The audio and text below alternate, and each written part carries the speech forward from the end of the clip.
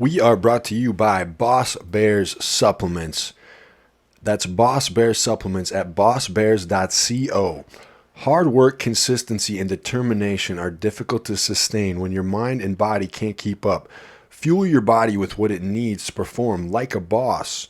Whether you're closing deals, pitching a new business idea, or training in the gym, Boss Bears take your hustle to the next level. Our ingredients are the highest quality with potency and serving sizes that are the gold standard in the industry. Check out all of Boss Bear's products at bossbears.co. They have apple cider vinegar gummies. They have ashwagandha. They have all kinds of supplements in delicious gummy form. They also have them in pill form if you don't want the gummies. I prefer the gummies. They are delicious, and I've tried the apple cider vinegar. They are very good. Use code Nicky at checkout to save 10%. That's bossbears.co, code Nicky. We are brought to you by Clout Power Supplements. That's KLOUTPWR.com. So here I have the protein, the Cravings protein from Clout. This one is the salted caramel. This is some of the best protein that I've ever had in my life. It's actually delicious. I like the salted caramel and the cinnamon swirl are my two favorites. Also, their pre-workouts are amazing. So they have the Karma Nootropic pre-workout. It's a nootropic and focused pre-workout.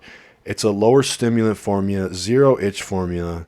It has 4 trademark ingredients, and has fully dosed ingredients. So far, the Arctic Cherry is probably my favorite of the Karma pre-workout.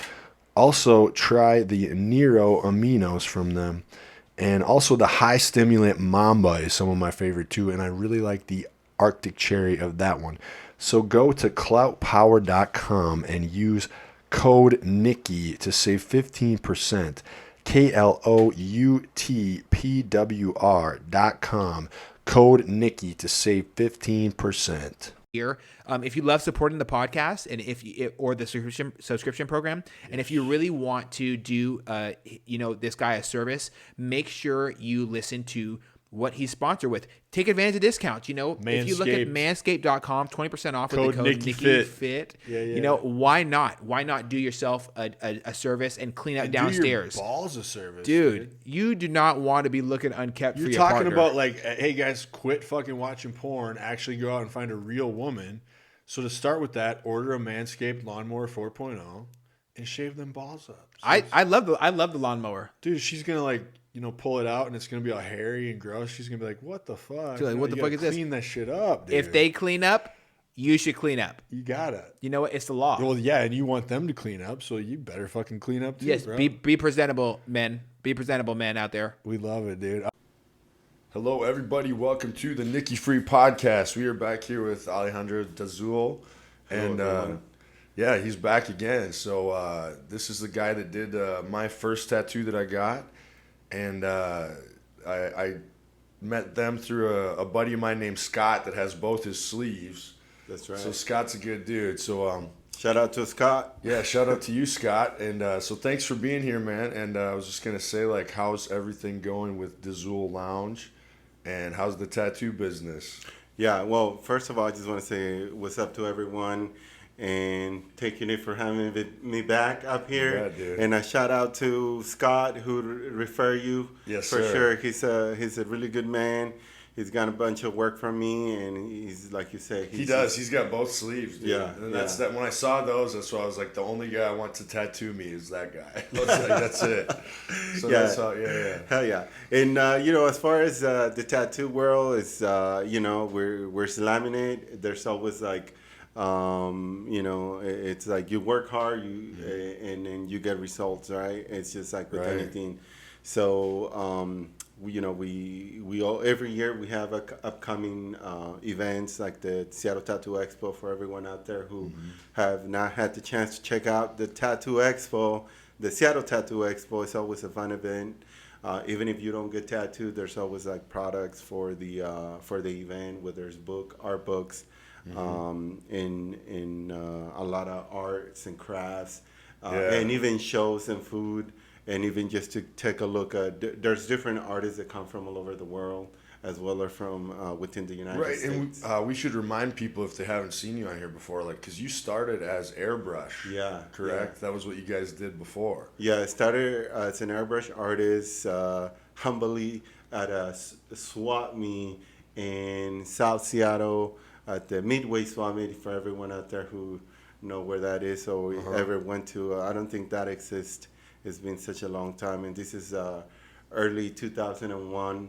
You know, that's when we started, and then we hit the road in the whole Pacific Northwest at a lot of fairs and events. Yep. And like the biggest fairs, some of the fairs have disappeared, and some of them have, I think, gotten a little bit smaller. But like the major fairs, like the Bite of Seattle, the Rose Festival in Portland. Yep. You know, like Monroe State Fair, Puyallup Fair. So you guys used to take your art there. Yeah, and we the used showcase. To, yeah, we used to take our work out there and do it on the spot. Like we specialize in custom airbrushing. You know, we hit it on the spot, and it was a lot of fun. You know, just to meet a lot of new people in every single event, and that's actually how we actually got into tattooing, because people were. When they saw the type of art that we were doing, they were asking us, like, do you guys do tattoos? And I was like, well, we've done some tattoos, but that's not what we're doing right now. You're like, we do now. Exactly. Like, Exactly. If you're interested, we do now. Yeah, that's actually how we got into it. A lot of clients requested tattoos. Then we started come up on the tattooing, and then we decided, hey, you know, this is a good inquiry and request that we've gotten enough for us to actually do it into a business. And we opened our first business in 2004. Right. At the so 20 years of tattooing. 20 years, dude. And how's the body holding up after all that? You know, it's with like all the you know, the wrist and the hand movement. Yeah, you know, it comes tattooing. Some people, you know, like you don't see the difference at the beginning, but in the long run, it does kind of like in your body, if you're not I guess disciplined as far as like your stretching, your exercise and things of that nature, even your eating habits. So it's almost like self-care. So physical fitness and like everything kind of goes into that. Diet and it does have a huge impact on the outcome, not only on you being able to do it, but it actually gives you a wing to actually execute better tattoos, right? Because it's like body control and like it doesn't matter how much talented or good of an artist you are, if a tattoo is gonna take, you know, stamina. It's gonna take stamina. It's gonna take so long that where you have to like be so focused, and you gotta have like the body to be able to do it, and a diet, discipline, and like good sleeping habits, like the whole well-rounded thing. It's something that it's... Oh, yeah, because if you're tired or something, I imagine, if you didn't get the right sleep the night before... Yeah, if you're in like an 8-hour tattoo session. Yeah, if you jumble a bunch of fucking coffee and you get shaky hands, you're going to fuck it up. So do you drink coffee while you tattoo something? I actually, you know, one of those people that doesn't... coffee only wakes me up. It doesn't give me the jitters. Oh, so you can handle some coffee. Oh, yeah. I freaking do, like... I caffeinate myself so much. You know, I hit my... you know, when I go work out in the morning, I hit pre-workout. Yeah, that's the other thing about you I've noticed is you do a lot of workout stuff too. Like you'll post even like TikToks and everything. And so that's a big part of your life as well. Yeah. No, I realize that if you're not taking care of yourself physically and have a discipline and a routine, a daily routine, then it does affect your outcome. And you know, me doing it now for about 20 years is something that I realized. I would say after a decade of me into it, I realized that I was very out of shape. You know, it was weighing on me, the amount of work that I had to do. Right. And then I had to change my habits. So when was that? When did you realize that? How many years in were you? I was, I would say like 2016, when I realized that, hey, you know what? It's like I get really tired easily. My back fucking hurts. Right. like, all day, every day. You know, my knees, my wrist, my neck. It was just like everything, right? So I was like, what the hell's going on? So I had to look at my living habits and say, like, what is happening? What am I doing wrong? Or am I just like fucked up? No, that's great. Like, that's really know? interesting that you were able to kind of like look at that and figure that out. Yeah, no, I have to Like, self-assess myself. Yeah. It was a lot. I think a lot of people don't do that. It's like, okay, so what? I have these problems. Like, what is causing them? What can I do? Yeah, yeah. You know, instead of, you know, a lot of times you'll just like, you know, we get a pill or we get a what, you know, it's like, no, like what in my life can I change to actually, like, what am I causing? So some of this is my own doing. Yeah, You I know? was drinking like freaking 4 energy drinks a day, and Yeah. and I was eating nothing but fast food. I was gaining a lot of fucking weight. I bet it's easy to eat fast food in your line of work because yeah.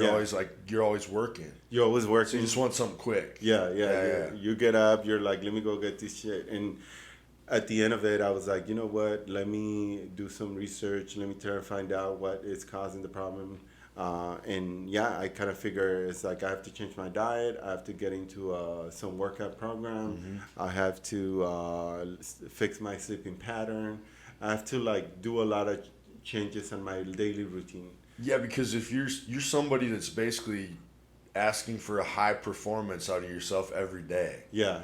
You know, so you're a high performer. So how do you almost have to like eat and train like an athlete Yeah, exactly. to do what you do. You know what I mean? Even though it's tattoo, it's art, but it's like art, but it's very physical. It is takes a very lot of skill. Yeah, sometimes it's almost kind of like physical therapy and masseuse where they use their body a lot. Yes. Where they have to, perform, especially, I mainly do like large pieces, and I tattoo a lot, and I want, obviously, my whole thing is like being the best outcome, and so You want to be the best. yeah, I want to be the best. You want to be the best tattooist. I want to kill it every single time, so I got to make sure that each time is like. Would you say there's kind of a competitive edge to it with you a little bit? Like when you put all that work out, you want it to be the best because you know that it kind of like represents you. Yeah, no, Yeah. I totally agree with that because if I say take a break, not too long ago I had a tattoo on my ankle that I wasn't taking care of because I was on my feet and I had to do other activities outside of work where I wasn't resting enough. Yeah. It prolonged my healing, and so it took me away from my working out, and that even affected me on the outcome of the stuff. So this that was I a doing. tattoo you got? Yeah, And yeah. you didn't let it heal properly? Yeah, I was just on my feet all day, Yeah. doing a bunch of stuff even outside of work. And I had all these things that I didn't foresee and think about it. And then it just prolonged the healing and it almost gave me some swelling. Oh, And yeah. I was just like, fuck, it's going to fix itself. And it prolonged the healing and also got me out of my daily routine. And so I wasn't careful enough, It's always like you don't realize how much something can affect your day. One little thing. So how did that resolve itself then? Was that like you had to take some time off? I had to and force that probably myself- drove you crazy. Yeah, I had to force myself to take a break. If you're limping, it just doesn't look good. So that's the thing, like there's a thing of like knowing when you need to rest, take a break, and there's some people that are good at that. Yeah. I'm one of those people, like I could be hurt or injured and like I'll just keep going and I'll be like, it'll take care of itself. And other people have to tell me like, bro, you need to like relax, go home and like let that heal. Or I'll be like, because I'll do like something, I'll mess something up lifting or, and like, man, you're limping. It's like, I'll be fine. It'll work itself out. I don't know. I've just always kind of been like that, but. Yeah, no, it's a big. And it always does work itself out. It does work itself out until it doesn't, I suppose. But and it, I feel like the longer or the more you do something, you're less prone to injuries. But when those injuries happen, they could be even bigger. So therefore, you have to be even more careful. To learn how to heal yourself and recover properly. Yeah, and so it's like a learning situation. And there's I think you get to kind of know your body with fitness, right? Like you kind of know, like, it'll be like, and then I have clients where I have to kind of navigate that too. Like, well, what's hurt? Is it hurt or is it injured? Is it, okay, you'll be fine. You just didn't stretch out, you didn't warm up properly. So you've had a little, your knee was a little bit locked up or things like that. Like we're doing squats. Okay, your knee hurt. Well, let's stop for today. Okay, this time let's make sure you're really warmed up. Now, did your knee hurt this time? Oh, no, it didn't. Okay, so we just need to make sure we warm up or, stuff like that. You kind of get to know your body. Yeah, self-assessment is like a big thing.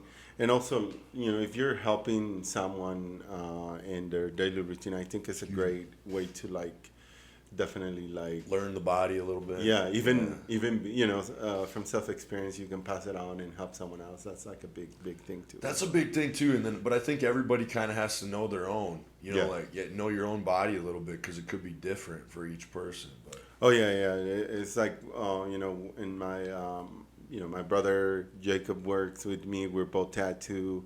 And we always training like he trains a lot too, doesn't he? Yeah. Well, I mean, you guys would be like intimidating if you walked in the room. Like, if we was gonna get in a bar fight or something, I wouldn't mind having like, hey, these are my boys here. You know what I'm saying? Like, you guys are both big dudes, so it's like.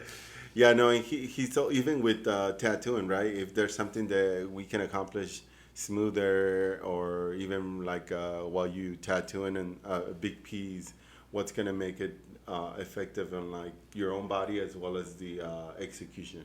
Right. So it's always good to. Oh, you can learn from each other. Oh yeah. It's a big flex as far as like the improvement and development, and on the output of like the amount of things you could do. It's just like in other activities, whether it's like physical or talent based. I feel. Yeah, I feel like you probably learn from each other. Build each other up. Like I feel like that when you're around other people that are striving for the same kind of success or the same kind of greatness that you are. You know what I mean? Yeah. You definitely help each other out. So, and your brother, he's the one that does a lot of your tattoos, correct? Yeah, he's done all my tattoos. Yeah. I don't have any other tattoo artists besides my brother. I've tattooed him a lot. He has a few tattoos that he got before I got back into tattooing. Right. But yeah, our goal is to do like bodysuits, but those. You're getting closer, aren't you? I'm getting closer and closer. I remember one time you said you were gonna shave your head. Yeah, I have part of my head done already. Yeah. And I still got to finish the top and one side, but I have it all planned out. Actually, it's funny. My tattoo on my ribs. I thought it was like, oh, it's not gonna be anything, but it was a little bit more sensitive than my head. So the head was not as bad. The head is not as bad. Yeah. I mean, don't think it's not bad. Yeah. It's like probably like acupuncture or something. Yeah. It's like those things when they put them on your head. Those little, remember those I've seen those massage things. Surprisingly, it wasn't that bad. Yeah. It feels like you think it would be bad. It's thin skin, but your head's pretty solid. Yeah. There's probably not a ton of nerve endings up there either. Some areas it was extremely sensitive, and some areas was like, oh, this is not too bad. Probably there's probably different nerves, right? Like some parts are dead and some parts are just more sensitive. Yeah, that's crazy. That's kind of how like the ribs and stuff are too. Yeah. Some areas in the ribs. I do want to get something. Someday on my ribs. I thought it'd be cool. Yeah, that's just sensitive, dude. But it's worth it. It's worth doable. The pain. It's doable. Hell yeah. Did you see that Machine Gun Kelly's new tattoo? No. What does he get? Let's see if I could probably pull it up. At first I thought it was just like a thing that he, like maybe it was body art. Yeah. But I guess it's like a freaking legit tattoo. And he's just like blacked out his whole body. Oh, you know what? Not that you mentioned, I did see that. I did see the pose. Yeah. So that, I mean, what do you think that would feel like? I've done some stuff like that. Yeah, it's called like blackout. I hate to say it, but some of his older tattoos were kind of getting cringy. Yeah. So it does look kind of cool. And you know what? It's a lot of the blackout and what happens is like when people get tattoos and they're in a different stage, much more mature, much more spiritual, and a better path. It looks more kind of spiritual, honestly. Yeah. Oh, definitely. It feels like he's outgrown himself and developed. It's like a rebirth almost. Yeah. I've done like cover-ups of full sleeves with the blackout, and then go back in with like mandala or sacred tattoos or geometric tattoos. And I think it's very interesting, and I think it's actually a good technique for cover-ups, because you can still get a really nice tattoo if you have something that you've already outgrow, and you want to change your look. And also I think some tattoo cover-ups are some of the coolest things, like when somebody, it's like you can tell it's like a new, like they're in a new spot in their life, one of my favorite ones is like The Rock. Oh yeah. So like when I was growing up, The Rock was on WWE, and he had this like Brahma Bull thing, and it was like he was always known for it, like he's the Brahma Bull, The Rock, the Brahma Bull, and it was in all the video games too. He had the Brahma Bull on his arm and everything. Yeah. But it was kind of cartoony looking. Yeah. And then as we're getting in different times, like he had it covered up with this really sick like actual bull skull and just like black and white kind of like. And he covered up the old one, and it was like, I mean, it looked way cooler. Yeah. So it's like, not that the old one wasn't cool, but it's like, hey, it's something new, and it's like you said, it's a different stage in your life or something. Yeah, I think cover-ups are a big, I guess, are huge in the tattoo. Do you think tattoos have that kind of connection with people, like spiritually, or it's kind of like a rebirth of like, a new, like this is a new, like a taking off my old skin and kind of like definitely like shedding the old skin and becoming the new version of yourself or something. I think there's something with that, right? Oh yeah, for sure. Actually, I me and my brother specialize in cover-ups, and we've done a huge number of cover-ups, and the main reason why they get cover-ups is because they are in a different stage. Their ex-wife, no. It's like, sometimes always like their ex, their ex or something like. Well, I swear I'm gonna love you forever. It's like I remember the Undertaker, another wrestler. He had his wife Sarah's name here. Yeah, until they got a divorce. Yeah, I've done a lot of good number of name cover-ups, but I would say the majority of tattoos that I do cover, it's not just like their significant other, but it was like their life. Style at the they're trying to forget it, so maybe they were in a different place in their life. Yeah. Oh, so like I could see that with like addictions or beating addiction, or like I was a different, maybe they did something in their past that they're trying to get away from, even certain gangs and stuff like that. Yeah, whether it's gang related or freaking like I didn't have a good job, so I couldn't afford one. Got a shitty ass tattoo with my neighbor. Yeah. Or like I was in love with this person, but now I'm not. Right. Or I just didn't think what tattoo I was gonna get. All these like so reasons. Yeah, or like maybe you're just a kid and you get your first tattoo and it's the ugliest thing in the world, but at the time you thought it was cool. Yeah, at 18, the favorite game, and and then they outgrow, and then they're like, hey, you know what? I don't think this is important to me or in my life. Do you guys do a lot of? Do you get a lot of people that want to do like portraits of like famous people? We do get a good number, but not a ton. Not a ton. More like spiritual things and like family things and meaningful things. Yeah, I think tattoos have become more of an expression and more of a representation of themselves and what empowers them. And I feel like when it comes to like just what people request is a huge spectrum, right? Because someone will come in and they do a lot of things that are symbolizing are for themselves, right? Whether it's like if their lifestyle is into, I don't know, let's say they're skaters, right? Mm-hmm. They might do a skateboard. Mm-hmm. It's never going to be not part of their life, but they might not even do it, or they at some point did it a lot. They try to represent their lifestyle. That's one. And the other is like, you're right. There's a lot of people who are extremely huge fans and supporters of different artists. Yeah, yeah. You know, whether it's Johnny Cash or I've seen a lot of that, like Johnny Cash or Elvis, famous people.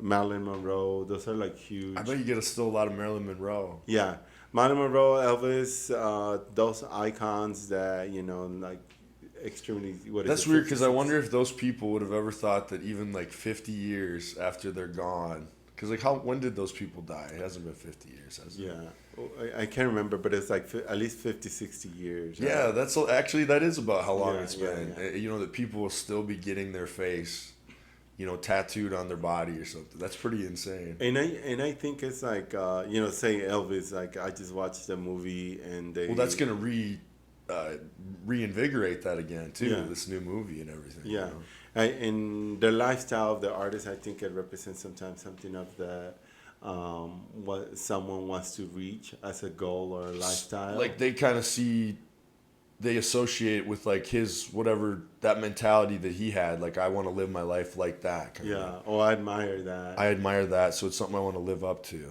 Yeah. I mean, like, yeah, there's just so many artists that have the really good qualities. With Nipsey Hussle, right, when he passed away, and he was trying to build something greater than himself, like his community, and represent just about everyone and being positive and supportive. And I think a lot of people respect that a lot. So then they're getting that. They were commemorating by getting his portrait. Yeah, so it's almost a movement. People associate with it can be a really positive thing. Yeah. That's kind of wild. Yeah. No, and I think it's not only interesting, but I think it's really cool, right? Because if you respect someone so much to go to the extent to marketing to your body, I think it's like it's something really. I think it's cool. It is cool. But then also, like you were saying, like if someone gets a tattoo that they're gonna regret. I think that's like, when you're a kid, sometimes you just get the first thing, like, oh, I'll just go get a tattoo. You don't really, you go to some place, it's just like a pick it out of a book type of thing, and you get something. Or like when I was young, everybody had like those barbed wire things on their arm, and then that was just a fad that kind of passed, Like, yeah, I have definitely done my huge share cover up. Have you done a lot of barbed wire or just covered up a lot? Cover up a lot of. I bet you've never done a barbed wire. No, I did a few. Okay, before, and then it's like all covered up. Yeah, I've done a good share of those, and then the like the tribal arm band. Dude, there was even that movie. Remember that movie with Pamela Anderson? Yeah. Barbed wire, dude. It was like a huge flop, But she had that barbed wire tattoo, and she was like at the height of her good looks, That was the thing back then. You get the barbed wire, like. Yeah, it's definitely there are a lot of tattoos who become like classics. They never go out of style, like roses, Yeah, that's what I got. Rose. Yeah, like lions, there's just like an iconic to the culture of tattoos. I think a lion would be cool. Yeah. Yeah. And then also there's some they're just like never come back, like the barbed wire. I think that might be dead. Yeah. And the tribal armbands, you know what I mean? Yeah, those got kind of cringy after a while. Is there like a lot of eras in tattoos? Like eras, like because I think like late 90s was the barbed wire thing. Yeah. Like early 2000s, late 90s. And then I remember all the tribal. Yeah. They like after the tribal and then the like the Polynesian tribal came in. Yeah. And it went from traditional to a lot of customization of it. Mm-hmm. It was really strong. But yeah, there's a lot of trends that come and go, like, from the infinity symbols to, words. I don't know if you remember if everyone was getting like kinji Japanese symbols. Oh, yeah, I got that. Yeah. Yeah. Just like that. Yeah, exactly. Everybody does it. They come and go, right? These are like the one everyone's like, are you sure it really says that? Or does it say like, they'll say something really gay, like... Are you sure it doesn't say I love dick? It's like, no, I know what it says. Like, I double checked it. Yeah, that's the thing is like, you can, your tattoo artist is always going to look out for you, but you have to do your research on the. Do you see those misspelled? Oh, you have to do your research. Yeah, here. yeah. You don't want the wrong thing. Yeah. Because that's the joke always. Like, oh, you sure it doesn't say this? But it's like, you know, if you did do it wrong, like even slightly, that would be embarrassing.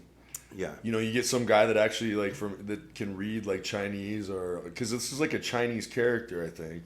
Yeah. It's kanji. It's like, but this is, you know, Japanese use these characters, so I got it because I was reading that. It's a Miyamoto Musashi, the Book of Five Rings. He was like this like shogun warrior guy, and he has this book on like how to be a good person, basically. You know. Yeah. And I just liked the book, so I got my name is like. So this means victory, basically. Yeah. I still do shit tons of like. Yeah, it's cool. I like it. Oh, yeah. You know? No, but yeah, it's definitely a fad. I mean, Yeah. you see like white guy with like Japanese all the time. It's like I mean, it's like cultural appropriation. Yeah. But you know, I have to say when it, you know, and I know we all have our opinions, but when it comes to something that you admire and you want to represent, I'm all for it. Yeah, I don't care. It's like, do I'm what like, you want. Do it. yeah. It's your body, you know. Yeah, because at the end of the day, it's like you love it and respect it enough to get it into your body. You know, it's like it's not hurting anybody, so I'm all for it. Same. Even if it's something really goofy that I don't get, you know, it's like, hey, do whatever you want to do. Yeah, there's a lot of things that obviously I'm not fully knowledge on. A lot of things, whether it's like games or, and there's so many that come in and out. There's a lot of things that I'm not aware of. Right. So as long as I know enough when I'm actually about to do the tattoo, then I want to make sure that I do it properly, you know. Yep, you just want to do it justice, whether you kind of get it or not, right? Yeah. And it goes with a lot, and sometimes that's why some artists specialize in like just say Japanese. I've seen certain artists that specialize in certain, even some that like specialize in doing kind of like anime characters or like cartoony looking characters versus, you know what I mean? Yeah. Like, there's definitely a lot of different styles out there. Yeah, and not to say they cannot do other things, but they study enough that become so experts on that. Well, it's like you lean into your strengths, right? Yeah, and I feel like it's good, you know, because you know if they don't want to expand themselves, but they want to grow in one thing, I think it's fair. Mm-hmm. You get a niche then, right? So like. What would you consider yourself? You kind of are able to go into different styles. You know, we started like, you know, we were talking a little earlier about like custom airbrush, and I've done just like pretty much anything. And you know, like when it comes to what I focus is more custom tattoos, which is like it's deliver what a unique piece, a one of a kind piece for each client. Right. Whether it's realism or neo-traditional or even like macro-realism. Yep. You know, my portfolio has a huge... so mastering many different styles. Yeah. And, you know, I've been doing it for so long that all the techniques help me and the other styles. You've mastered all four styles. No. Yeah. I was watching the new... Water, Earth... the last Airbender came out on Netflix, dude. I'm so into that shit. So there's like the live action version of it now. Yeah. So Earth, Fire, what is it? Earth, Water. Fire, Air, and Water. Yeah, exactly. But you're the Avatar. You've mastered all four. Yeah. I need to watch that, dude. Oh, dude, it's so good. Did you ever watch the OG cartoon? No, but I did watch one of the movies. Because you don't need to have seen the cartoon. The series is so good. Just watch it. I actually it's saw legit, it. dude. I need to check it out. It's very good. It looks. I don't know. I feel think like they said they spent like $15 million on each episode, so it's like high production value. Yeah. I feel like a lot of sci-fi and good quality stories are coming out lately. Oh, there is. Yeah, Netflix is full of that stuff. Yeah. I've been wanting to watch a few of those shows, and definitely the Airbender is something that I've tattooed actually a few Airbender tattoos. I bet people get him. They probably get the Aang, the little bald guy with the arrow on his head. Yeah, not only, but they get the symbols of different things from the water symbol or the earth symbol. Yeah, there's because the symbols are all the same. But they have like a different thing for each one. Yeah, the different meanings. Dude, that's pretty dope. Yeah, hell yeah. No, I mean, I'm supported always to like every single thing, and sometimes it helps me to even learn more about it. Like I think it's like a cool thing when people get really into something. Yeah. And then they want to represent it on their body or whatever. It's like let's say I've been doing a lot of like floral tattoos, right? And like the amount of flowers now that I know, I would have never fucking known. So you inadvertently learned about flowers. Like Yeah, what do they call a flower scientist or whatever? Like some kind botanical, of botanist. Yeah, botanical expert. That's crazy, dude. Someone was like, "Hey, I want an English rose." I was like, "Oh shit, what the hell's an English rose, right?" So you have to look it up. Yeah, I have to look it up, and there's just so many flowers that I've learned about and where, they're local and yeah, I've just been learning a lot from different things by the tattoos that I'm doing. Yeah, that's crazy, man. Yeah, you probably do learn So where do you draw the inspiration for a lot of your pieces? Mine, the work that I've done, have like different things. Mm-hmm. I've got I got like the Dzul, which is the name of the shop, and it's also my last name. It's your last name. Yeah. That's to me, last names are meaningful. Yeah. I don't know why. Just like if you have pride in your family, Yeah. And also, I did a huge, when I was looking into what I was gonna do for the name of the shop, I was like, what am I gonna do and why? And I did a lot of research and find out the history of the last name, where it comes from, and what it represents. And I thought it was a good representation of what the shop should be. It means knight, it means gentleman and king. And so I was like, hey, that's perfect. Yeah, you can't beat that, dude. That's a good last name. It's also like Mayan, it's a knight, like a knight. Yeah. Like a knight. Okay, I get what you mean. Yeah, and so I figure, it's like, it's good. Why not? Well, that's a strong one. Yeah, it's a strong name, so that's good. Yeah, but exactly. I draw, just like you, all my tattoos are kind of like life experience and what I admire and what I want to represent, or things I think that are important. I like that. Yeah. Hell yeah. And I think, just on my experience with most of the tattoos I've done, people always want to get something that they feel strongly about, whether it's a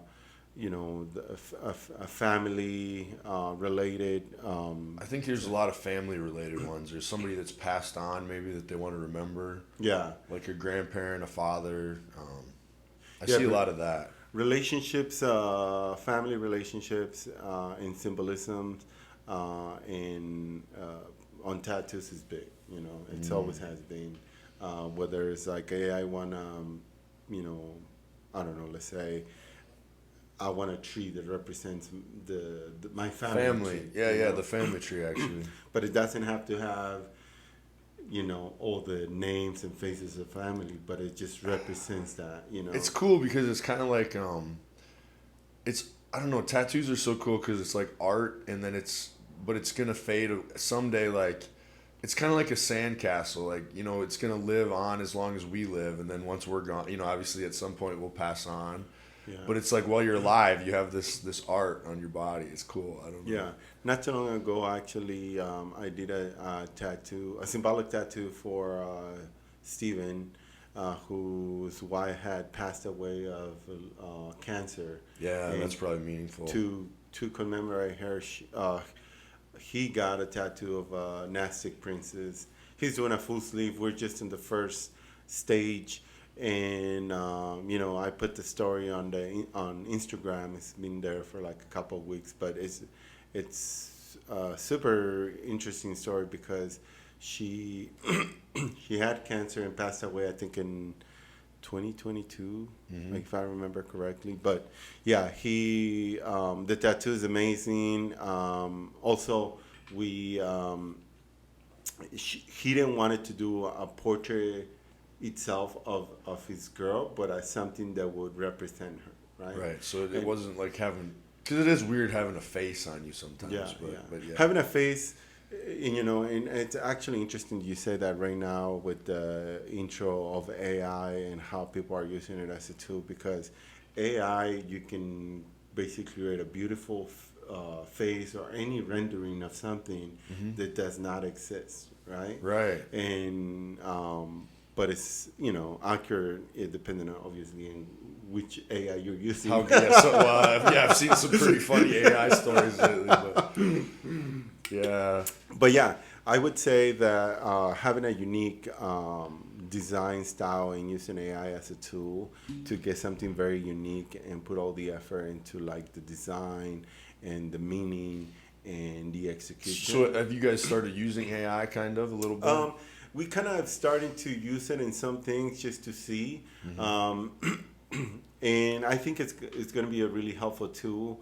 I feel like, with all the technology, I feel like you always have to take advantage of technology. You have to embrace it. Yeah. Oh, yeah. I have this friend who is an artist. She's like a painter. And when all these people are getting really freaked out about AI, and this is just her opinion, so I'm not trying to talk shit, but like she's like, if you're scared of it, you're just a shitty artist. That's what she said. She's like, I'm not scared of it. She's like, we're going to have to embrace it. It's here.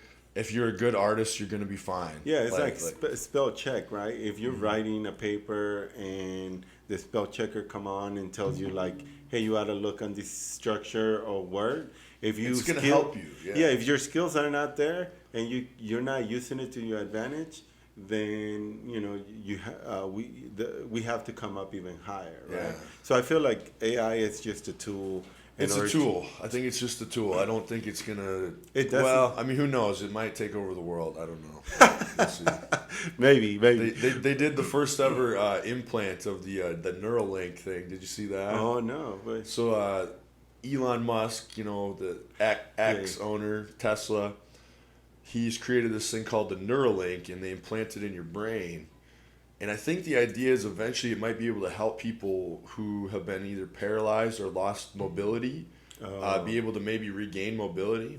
I love that. But for now, like they've been able to, they've implanted it, and then the person can move a cursor on a screen with just his thoughts, so he can move the mouse on the screen. That's as far as they've gotten. That's a lot. It does something where it anticipates movements. So like it's like the same electrical signal that your brain is telling you to take the mouse and move it. If you're thinking that pattern, like I guess this thing can just pick it up in your brain. Yeah. Dude, it's gonna be crazy. Well, we're gonna have robot limbs. Like you lose an arm, but they'll be able to give you a robot arm, but your brain will be able to probably. So the nerves that are still here will be able to like move the robot. It's gonna be a while. I think it's gonna be pretty cool. Yeah, well, I like the '90s movies where you see all that technology, cooking your breakfast and fucking serving your coffee, and cleaning your. That'd be kind of dope. I'm like, I've been waiting for that shit to happen. Well, you're an entrepreneur, so you have no time at all. Exactly. So anytime you could delegate out any responsibility, that'd be great for you. Yeah, exactly. It's like, where's my breakfast? Your perfectly, macroed out meal, because you're trying to be healthy. It just comes and it's ready to go every morning. I'm all for like technology and advancement, so I'm like, where's all these shit that we were supposed to have? There was a bunch of those kind of movies like back in the right. It was like in 20 we passed that shit. Yeah, we're way past. We're not doing so good on all that. It's like we're still just like doing the same shit we've always been doing. It's like you still have to clean your room. You still have to fucking do your food when you have to. You're right. Those old movies, they made it look way better in the future. Not that it's not great. I mean, trust me, I don't want to live in any other time. Oh yeah, no, I'm one of those people like when people are like get nostalgic about the past. I'm like, you really don't want to go back. Trust me. You gotta take advantage of your environment. Yeah. And because you just gotta be happy. The here and now is where it's at. Like everything. Yeah. You'd be surprised. I think if you went back in the past, how much of the reason you thought it was better was just nostalgia. I think. Yeah. Yeah, and it's like, you did mention it's like when it comes to entrepreneurship, it's like you got to make the best of what you have.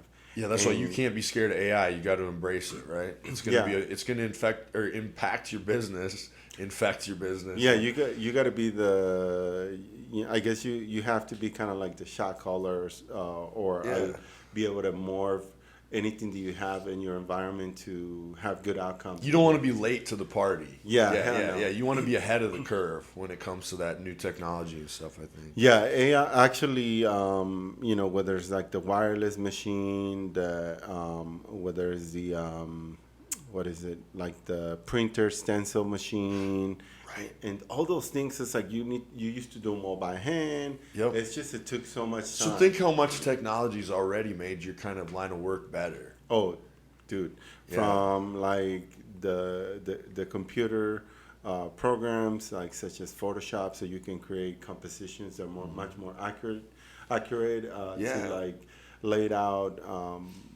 And everybody's taking advantage of. Well, that's like my friend at work. You guys made that thing where it was like I think it was a cheetah. Yeah. Like she really likes the cheetah, but it was like her face and then the cheetah face. Like you couldn't have done that without. I mean, you could have, the old-fashioned way, draw it out. But it's so cool how you're able to use the computer to like mesh the two pictures together. And yeah, because you still have to execute it by hand, right? You still have to execute the art by hand, but it's cool how you can like the concept part. You can put it together. Yeah, and it just expedites the process, and I feel like it's good. I mean, actually, someone I don't know if it was in social media. I saw these podcasts where this guy was saying like. The industry of like horses die when vehicles came into the picture, right? Yeah. It's like all this industry of people like cleaning the stables, feeding the horses. It did. And like supporting that whole industry died once the vehicles came into the picture. And they could not, more people were being born and more transportation was required, and the horses were supplying that, but they couldn't keep up with it. Well, that's what I think is going to happen with like us eventually getting off like oil. Like the idea of like, fossil fuels are bad for the environment and everything, and we need to move away from them. I think it'll be a natural progression that'll just happen, kind of the same way like, we stop burning wood and we move to oil, and I don't know. And then the thing is, the older industries, they're always going to hang on tooth and nail to not let the new thing happen. Yeah. Like the oil industry is not going to want whatever the next thing is. But I'm sure the timber industry didn't want oil to happen either. I'm sure it was just the same. Yeah, there's always a new thing. It's a progression. Yeah. And I feel like it is important to not only learn and use it as a tool, but it's also it's a good way to find out whether it's useful or not. There's a lot of things that have been invented and die. True. Yeah, you don't want to jump on some new thing too fast, and then it's like, change your whole business based on some new technology, and then it's just a flash in the pan and it's gone. Yeah. Like I don't think you have that problem with AI though. I think AI is going to be around for a long time. Yeah. I mean, I feel like. AI has been incorporated in a lot of things that we ourselves weren't even aware of, like and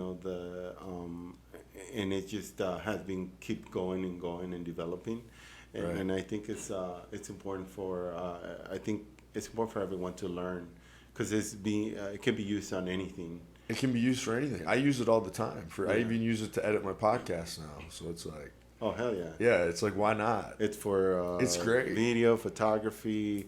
Photoshop. Yeah. I feel like for writing, for social media. That is funny because it'll write anything. One of my friends, he's my wrestling promoter friend, and like it was like him and his two buddies.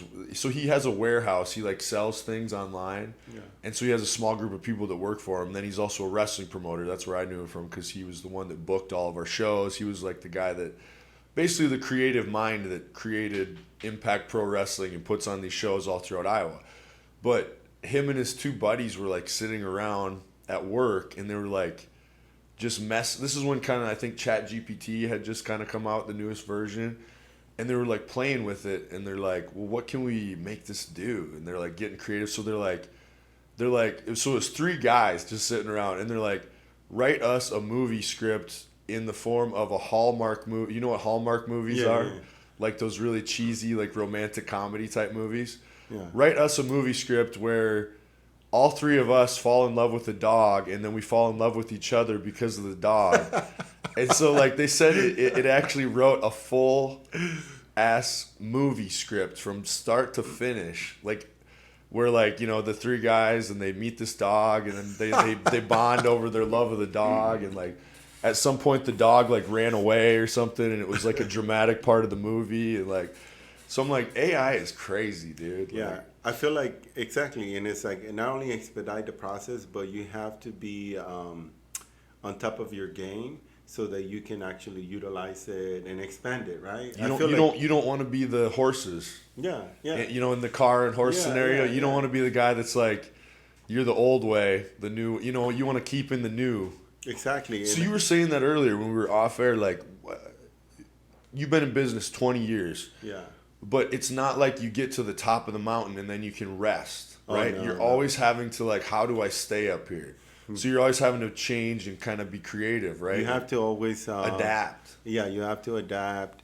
And you hear it's a lot in different industries where people, you know, like we were saying in the earlier example, where the horses became kind of the industry died as far as transportation. Yep. Now it's just for show, right? Like if you Well, go yeah, to it's Christmas- still alive, but it's for fun. Yeah, it's like horse enthusiasts. Exactly, and yeah, no. When it comes to something that I've learned is something, you know, being a entrepreneur and just kind of running my show and doing those things as far as the business is like, you got to stay on top of not only technology but new trends, culture. Yeah, it's like How much a tattoo is culture? Probably a lot of it. I think a lot of it, you know, it's like you hear a lot of times when people say only bikers, gangs, and prisoners used to get That was what it tattoos. used to be, though, right? Yeah. And the reality is like, I mean, you hardly fucking where's the game? Do you think it's gotten to a point now where people are almost like it's more rebellious to not get tattooed or something? I feel like it's more of an expression, right? I think it's changed It's to where for- it's not as rebellious. It's more like it's you. It's getting Yeah. to like create yourself. Yeah, it's It's self-creation, I think. Yeah, self-creation is very expressive. It goes into like what your personality is, what you're all about. I think Yeah. it's like, you know, earlier we were talking about like if someone gets like a portrait of Marilyn Monroe or Elvis Presley, like something that they respect and admire is something that they also live by. And I think it's something that I think it looks cool too.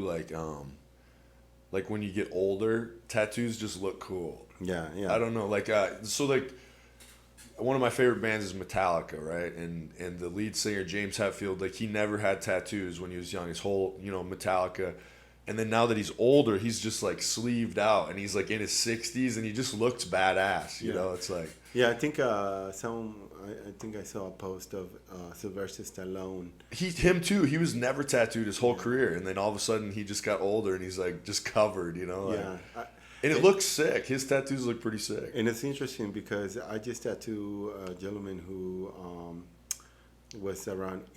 Was he? He said he was 80 or 70. I can't remember correctly. It wouldn't be like 80. Yeah. But he got his second tattoo At 80. At 80, and then he came back 2 weeks later and got another tattoo. See, I really like that because that means to me like he's like still wanting to experience life, and he's not like, well, I'm so close to death, I'm just not going to live anymore.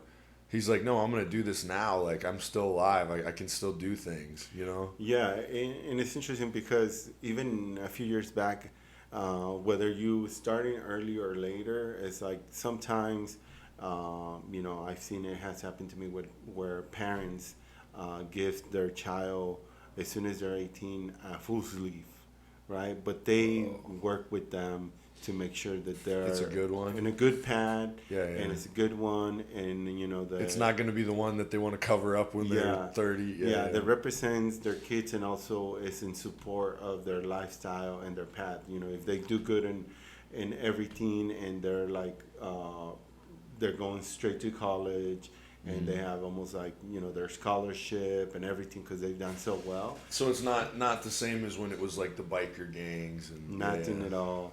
It's like the opposite, right? Like if you have a good tattoo, that means you're doing well, right? Like the biggest, or not everyone, but some of the biggest like athletes, whether soccer, basketball. Oh, they got sick. There wasn't there.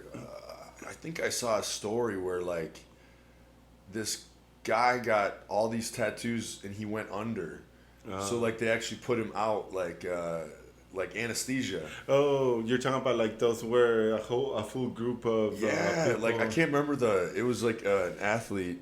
I should see, because I bet you'd be interested in that story. But it's no, yeah, I've seen that. It's like you gotta have deep pockets. Like a lot of rappers or big names go under the anesthesia. And I was gonna say big rappers. I bet do it. They do full back piece, full sleeves in one shot, where like 6-8 artists work on like how long that would take normally, but they do it in like one session basically. They're basically, it's like a big surgery. It's a surgery, dude. Yeah. But what do you think they feel like when they wake up? I mean, they're probably like, when someone goes into surgery and they get like painkillers afterwards. Oh, I'm sure they're on some serious pain meds after that. I'm sure they're sore, but I feel like it's probably not that bad. It's probably not that bad. This is like a burn, right? And if they're an athlete, I bet they're doing it during like, hey, I only have such a limited time during my off season, so this is like the only time I can do this. And I feel like the artists who are participating in that process, they're also professionals. I feel like they're not gonna fuck this person. No, it was all looked really. Yeah, I mean, if you're at a level where you're putting people under to tattoo them, I bet you're a pretty high level guy. Yeah, you're not just some schmo. And I think someone was saying like the minimum for one of the guys that I saw, I think it was like $100K. Yeah, minimum, dude. I mean, hey, you're balling, dude. If you're balling, that ain't shit. Yeah, exactly. That shit fall off trees to me. Come on. Exactly. So actually, going back to technology and advancement, even that stuff, I feel like hell yeah. Like if me and some good other tattoo artists are grouping and did that, I think it's good. I think it's of course it's a good investment. Yeah, and I know there's a lot of people saying like, oh, that's not how you would do it, and it's like, I don't see why not. I don't see why not. I get it kind of because there's like the connection of like the pain of like getting the tattoo. Part of the experience is you experiencing the pain. Yeah. Like there is some kind of spiritual connection. Yeah. And so you could say like, oh, the guy that's getting the tattoos is kind of like, skipping that part of the process of having to feel it because he's out cold, Yeah. But, I guess it's just efficient. It's like. Yeah. It's interesting, and you're right. Tattoos have always been like mainly how they come up about as like a spiritual ritual. Right, because even that Machine Gun Kelly, that one that he got that blackout tattoo, I mean, he felt all that, Oh, yeah. I'm sure like he was taking some kind of, I'm sure they used something to help balance the pain. But, you got to say, like, I don't know how long it took him, but I bet, what did they have? Probably some thing with, like, a bunch of needles where they just... There's needles that you can build up to, like, 150, 200 needles. I bet that's what they're using, something really thick like that. But even then, it's a lot. That's a lot of pain. Yeah. But I think that's kind of the thing is I think a little bit of it is, like, I think he kind of likes the pain, Yeah. I feel like tattoos, you got to be able to go through the whole process. Yeah. There's something cathartic about going through the pain. Even people using numbing cream and all these things, they still got to go through the pain. Yeah. It's like when someone gets a surgery, when they wake up, they feel sore as fuck, like someone beat the fuck out of them. Right, because I want to say, like, oh, I want to be a badass, and I want to go through the pain, the spiritual journey of a tattoo, but I'm also like, yeah, give me that numbing cream, bro. Just put that shit on. I don't care. It feels good. Yeah, I feel like how fast they want the return. Like if someone would say wants a back piece and they want to keep like go. I think there's definitely gonna at some point or another they have to take like some sort of painkillers, numbing cream, that sort of thing. You have to, man. But yeah, like they can definitely like I feel like there's a good balance of people doing expediting the process by using everything at their disposal. But it's like you said though, that numbing cream, you're still feeling it. Oh yeah, you still feel it. It just makes it more bearable. Yeah, it only goes so far. Yeah.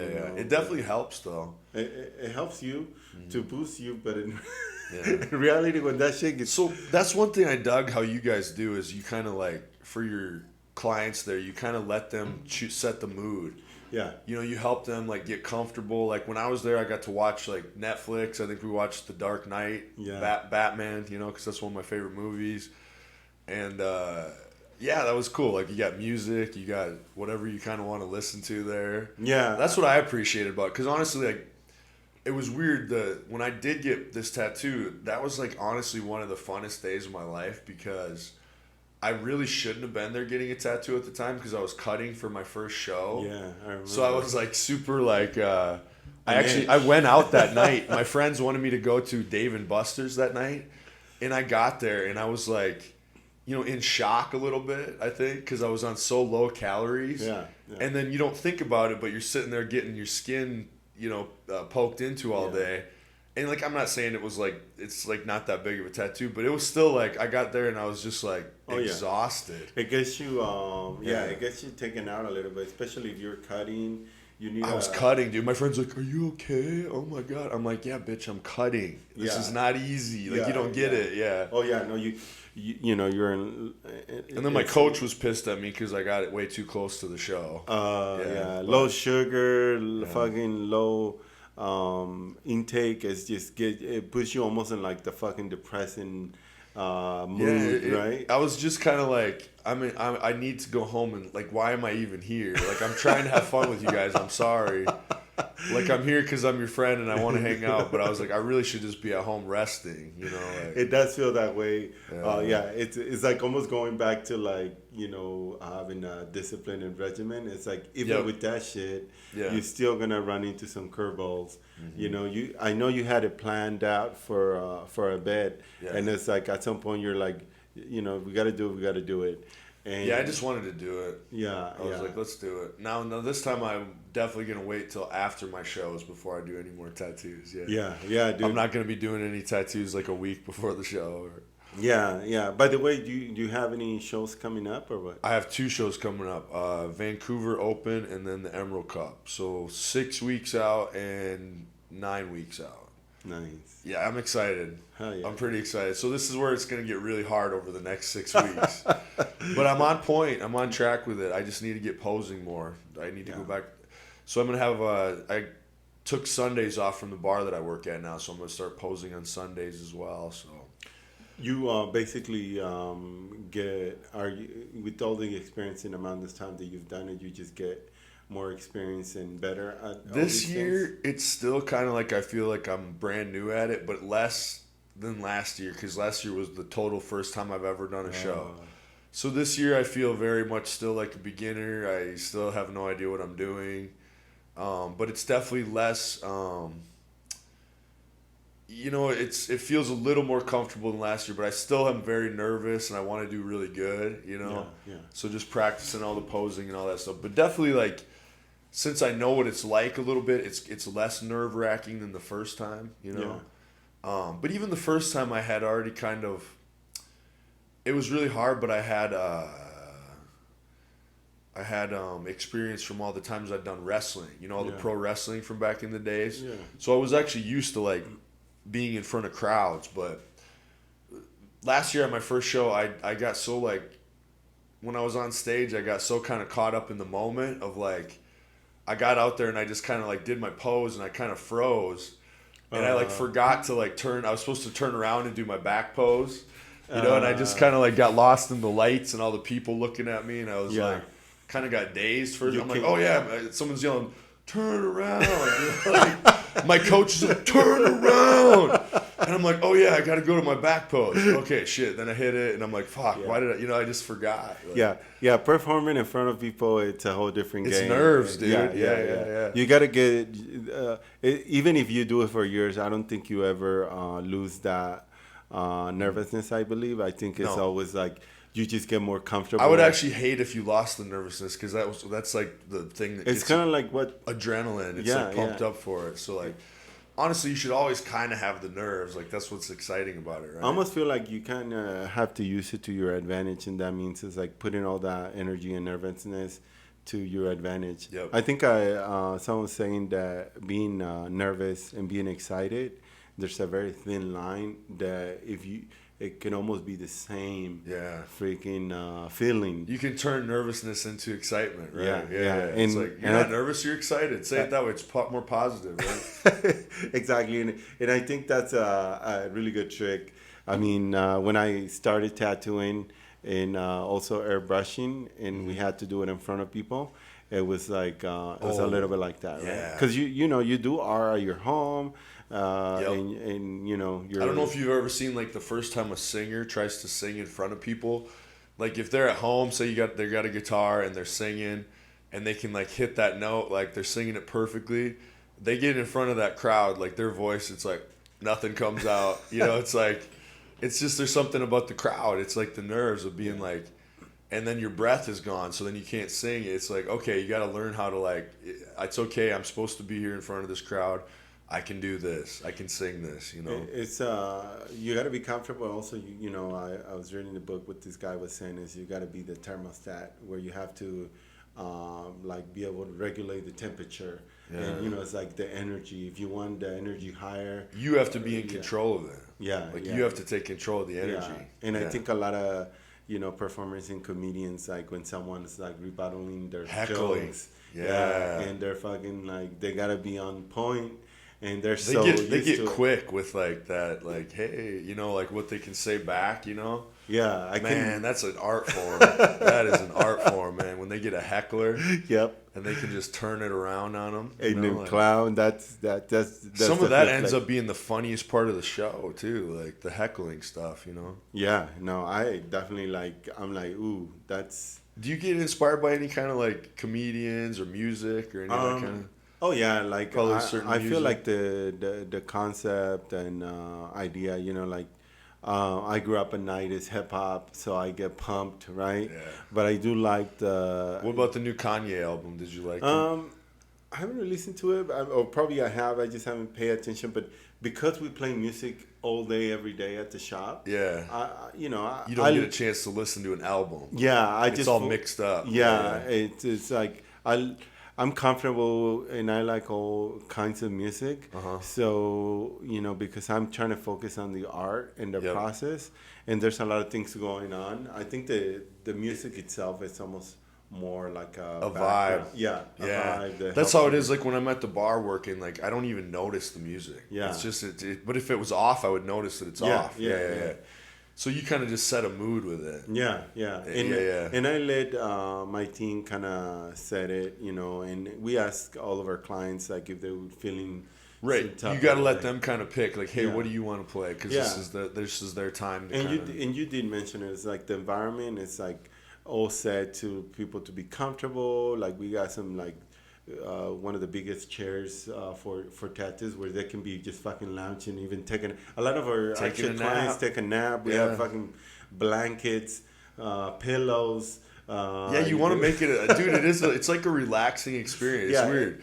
You would tell somebody that, like, what do you mean? It's like, no, like when I went there, I would say it was relaxing. Yeah. Even though you're getting stabbed in your arm, it's like it's something. It's still relaxing in a way. Yeah, no, I encourage all my clients to like, hey, come in if it's gonna be a long session. Bring your sandals. If you want to bring a blanket, you're welcome to. If not, we have some. We have pillows. Should bring you teddy bear. Your music, Whatever you need. Yeah. It's like whatever you would make you comfortable. Because most of the tattoos I do are a full day, and so it's like you being sitting down and like. Without shoes is way more comfortable, right? If you're watching a movie and just lounging, it's like shit. You can get caught up with all your shows, and then do like. That's so funny. It's almost like you create like their own living room. Yeah. Yeah. And I feel like it feels good. Sometimes people are like, "Oh shit, I've been wanting to get caught up with this show," and then they get it all taken care of, get a tattoo, And then you get to watch some shows you've never seen. Well, you're not paying attention. Yeah, I'm not paying it, but I do listen to it. It's funny because I would when the Narcos came out. Yeah, I've I heard kind that's good. of heard the whole fucking stories and seasons on and on and on that I knew the whole freaking thing. It is weird if you're like, if there's a show on in the background, you can just hear it. Like, you basically already seen the show. Yeah. Even though you didn't see it with your eyes, like, you kind of already know the whole story. Because he's like, I heard it. Yeah. It's like those spoilers. That's why people are like, have you watched the movie? Don't let me fuck it up for you if I tell you the whole thing, right? Oh, yeah, spoilers, yeah. No, I haven't seen any good movies lately. I want to watch Oppenheimer. Oh. It looks pretty good. That's Christopher Nolan, so yeah. Yeah, one of the movies I think I want to watch is what is it? Dune. Oh, Dune. The second Dune. part is coming out, and Yeah. apparently it's like getting some of the best reviews ever. Yeah, it's like 98% on Rotten Tomatoes or something. I watched the first one. I thought it was really cool. I love the first one too. Yeah, it was like, I feel like it's a movie you really got to watch it. Yeah. Like you got to have the sound on, like the surround sound. You got to have the lights off and like really absorb it. You know. Yeah, Like, I'm definitely going to the movie theater for that one. yeah, that was a sick movie. Oh, yeah. The first one was sick. Yeah, yeah. That was one of the best films that came out during like that COVID era, because that was a weird era for movies. they didn't really know if movie theaters were gonna even ever come back. You know what I mean? God. Like, yeah. Yeah. They're like, are people just gonna watch movies from their home from Actually, now on? that was the first time I felt from such a long time that everybody kind of watched the same shit, like the Tiger King. Yeah, everybody watched Tiger King, dude. You're right. That is one of the first times, because there's so much media out there that nobody, you know, if you go back 20, 30 years, everybody watched the same stuff because there was only TV. Yeah, exactly. You know, there was one, you know, you had to get on TV, and then everybody only had so many channels. But you're right. Everybody, I swear to God, everybody watched Tiger King. If you say, do you watch Tiger King? They at least watch During one COVID. or two of this. Yeah, they at least know what it is. That was a phenomenon that became such a... No, that dude's still in jail, I'm pretty sure. Yeah. I think they were saying, what's that lady's name? Oh, yeah. Was it Catherine or what was it? It's like one of those kind of names. They were gonna do another show on her, and then What was her name? All the people that like him, they just hate her. Yeah, it was the like they all think that she killed her husband, right? Mm-hmm.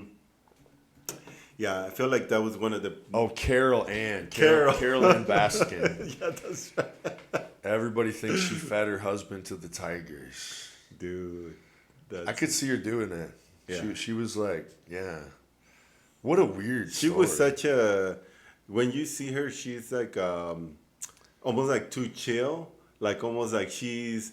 like something's she going had on. planned the shit. Yeah, You know what I mean? She was a little too chill. Exactly. A little too raff, yeah. Yeah, like she was composed. Yeah, she like had her shit together too much.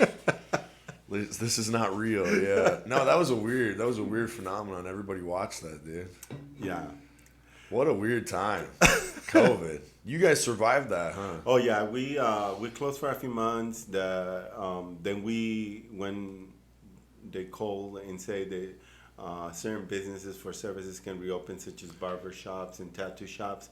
A lot of shops didn't reopen. I figure, you know what? We had a backlog of a few months, and all the clients, we kept moving them. Mm-hmm. And I actually had all my crew was still working. So, you know, it was like more time consuming of being like, we have to contact all these huge amount of people and move them again, because they kept saying, let's reopen this day. And they kept pushing it off, and then it turned into like 2 years. Yeah, and 2 weeks turned into 2 years. I was like, fuck that. Like, we need to get on it. So, so how were you able to open up sooner? You know, the shop is huge. We have different rooms. Right. And so what we did is like,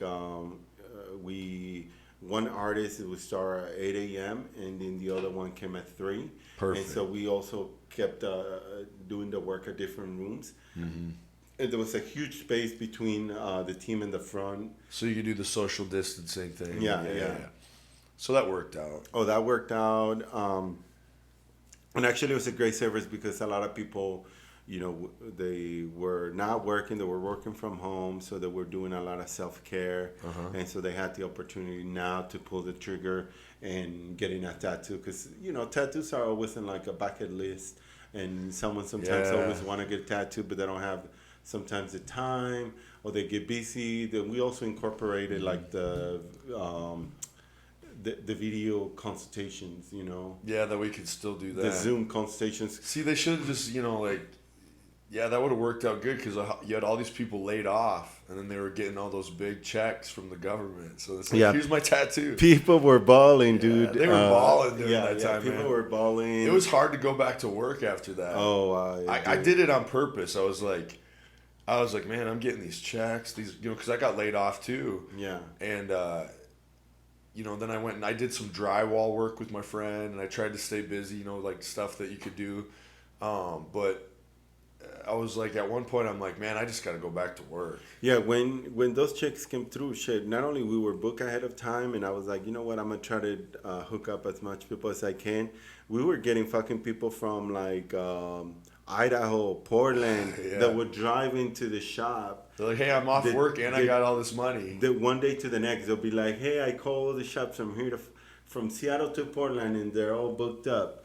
It's like, So everybody was doing that during that time. everybody. Yeah. And I was like, you know what? I'll fucking take as many as I can for now, because I know the later is gonna be chill. So Right. I was like, let's. Is that something that happens with business when it's you got to take it when you can, right? Well, yes and no, right? You got to pace yourself to be able to execute properly, but well, you can't exceed your limitation. Yeah. But there is there's room for wiggle room. We always leave to be able to take someone if possible.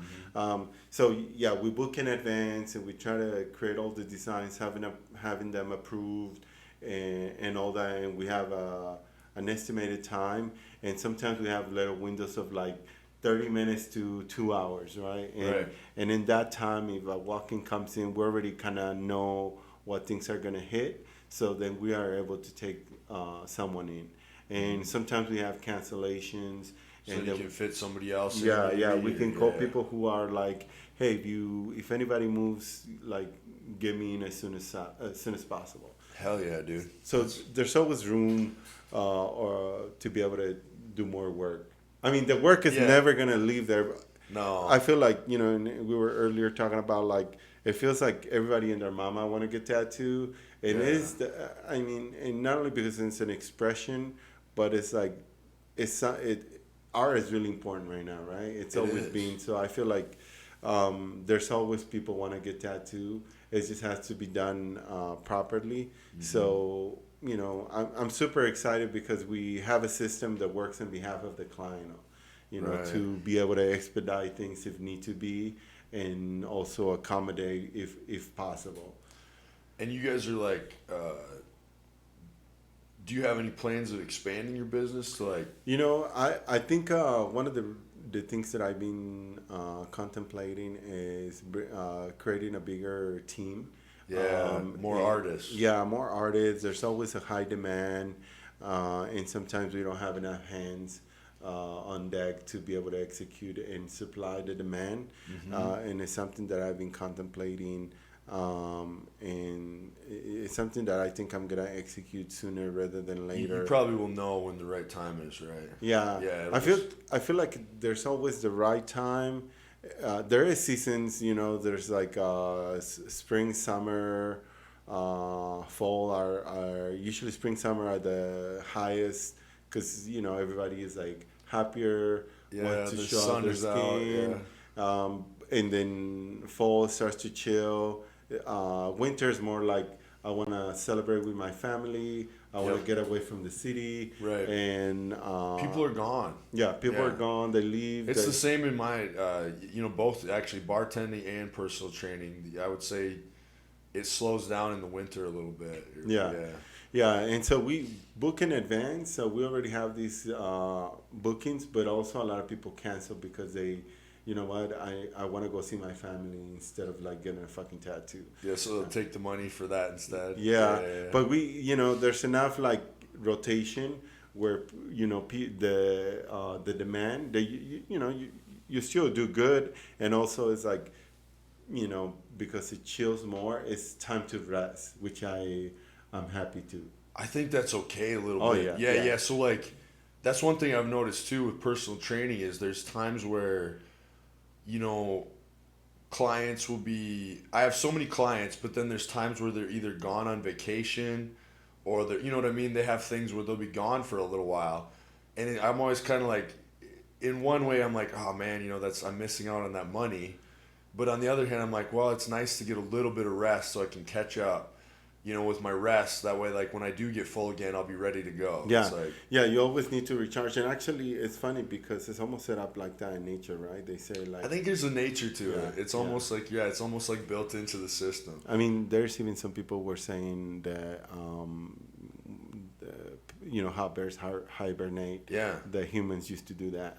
Right, and I do feel like I'm like- actually there's a lot of things where when you're somebody that is very ambitious, and I think you probably are too, because like you're always wanting to be the best, you're wanting to grow your business more, but I think there is a thing where like there is a point where if we don't like recharge a little, like I think there's things that we think of as it drives me nuts because I want to be productive all the time. So any downtime, I like feel like shit. Yeah. Because I'm not doing any, like, this isn't helping me with my business. It's not helping me grow. It's not helping me get my goals, that I can't even like enjoy relaxing, Yeah. And I'm like, but I think sometimes like I think we think of those relaxation times as if they're not productive, but actually sometimes those are the most productive thing, because that is when you like basically get your best ideas, or your you're not going to like have the magic thing happen to you usually when you're so busy. It's usually like when you've actually like kind of calmed down a little bit and then start enjoying yourself, and then it's like, oh, something will come to you, or like, and it's like, that's what I think it is with creatives too. Like they need that. They always say like a creative person needs to be bored sometimes to let the ideas kind of come to them. Yeah, yeah. The Solutions, and like I guess thinking about the whole, the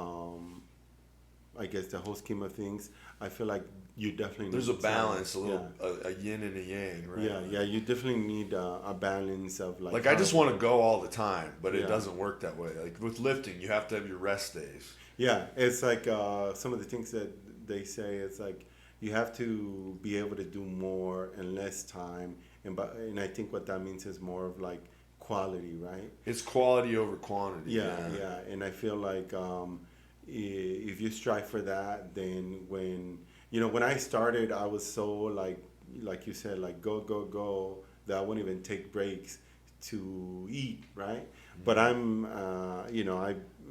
learned my lesson is like if you want a good outcome, you got to pace yourself. You have to fuel system. The machine. Yeah, you have to repair the machine. You're the machine. Exactly. Right? Yeah, and I like a clock, take my breaks. Mm-hmm. Eat your healthy food. Yeah. Get your workouts in. Yeah. Yeah, if you're not putting back into yourself, you're not gonna really. You are the machine. You're the tool. You're the artist. So you have to treat your body like it's like.